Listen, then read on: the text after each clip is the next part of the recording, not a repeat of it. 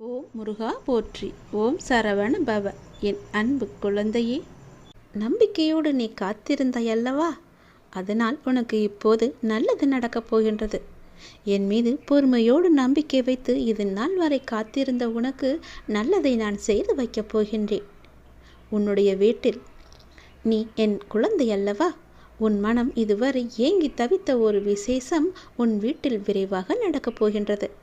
அதற்கு நானே முழு பொறுப்பையும் எடுத்துக்கொள்ளப் போகின்றேன். ஒவ்வொரு முறையும் உனக்கு நான் வாக்களிக்கும் பொழுது இது நடக்குமா என நம்பிக்கை இழக்காதே.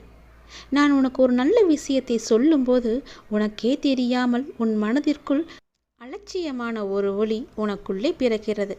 அது இல்லாமல் நீ பார்த்து கொண்டால் நான் சொல்வது எல்லாமே உனக்கு நிச்சயம் பழிக்கும். பல நல்லதுகளை சொல்கின்றேன், ஆனால் அது உனக்கு ஒன்றுமே நடக்காமல் போனதற்கு காரணம் இது மட்டும்தான். உன் மனதிற்குள் நான் சொல்லும்போது ஏதோ ஒரு அலட்சியத்தன்மை உனக்குள்ளே பதில் சொல்லி கொண்டிருக்கிறது. முதலில் அந்த எதிர்மறையை உனக்குள்ளிருந்து வெளியே கொண்டு வா. நேர்மறையை அங்கே நீ வைத்துவிடு. விரைவாகவே நான் சொன்னது போலவே உன் மனம் ஏங்கிய ஒரு விசேஷம் உன் வீட்டில் விரைவாக நடக்கும். அதற்கு நானும் பொறுப்பு. நான் சொல்வது எல்லாம் நடக்க வேண்டும் என்ற நம்பிக்கை உனக்கு இருந்தால் நிச்சயம் இது நடக்கும். நம்பிக்கை மட்டும் நீ இழக்கக்கூடாது. உன்னோடு இருப்பது நான் அல்லவா? நான் தானே நடக்கின்றேன், நான் தானே நடத்தி வைத்து கொண்டிருக்கின்றேன். நீ நடத்தப் போவதும் நான் தானே. நான் இருக்கும்போது உனக்கு என்ன பயம்? ஏன் உனக்குள்ளே அவநம்பிக்கையை குடிக்கொண்டிருக்கிறது? அந்த அவநம்பிக்கையை எடுத்துவிட்டு நம்பிக்கையை அங்கே வை.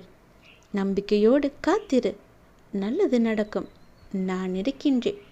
உன் மனதில் இப்போது உள்ள அந்த மன வருத்தத்தை உனக்கு நிறையவே கொடுத்தவர்கள் எல்லாம் நன்றாக இருப்பது போல உன் மனதில் தோன்றிக் கொண்டிருக்கிறதல்லவா? அவர்கள் நன்றாக இல்லை, ஏதோ ஒரு சிரமத்திற்கு உள்ளாகி கொண்டு தான் இருக்கின்றார்கள். என்னை துன்பத்திற்கு ஆளாக்கிவிட்டு அவர்கள் மட்டும் நன்றாக இருக்கிறார்கள் என்று உன் மனம் அவ்வப்போது சொல்லி சொல்லி அழுது கொண்டிருக்கின்றாய். நல்லவர்களுக்கு காலமே இல்லை என்று ஏங்கி தவித்து கொண்டிருக்கின்றாய். அது தவறு. நீதி வெல்லும், நிச்சயம் வெல்லும். தெய்வம் இன்றே கொல்லும் என்ற ஒரு வாக்கு போல நான் அவர்களை பார்த்து விட்டேன், ஒரு கை.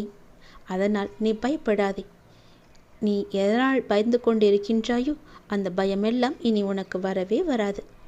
அவர்களுக்கு புரிய வைக்க வேண்டிய விதத்தில் நான் புரிய வைத்து விட்டேன். ஆனால் அதற்காக நீ செலவிடும் நேரத்தை விட இந்த வருத்தத்திலிருந்து உன்னை எப்படி மீட்க வேண்டும் என்று முயற்சி செய். எந்த விதமான ஆரோக்கியமான சிந்தனைகள் உன் மனதில் எழ வேண்டும் என நீ சிந்தித்து அதற்கு நீ முயற்சி செய்.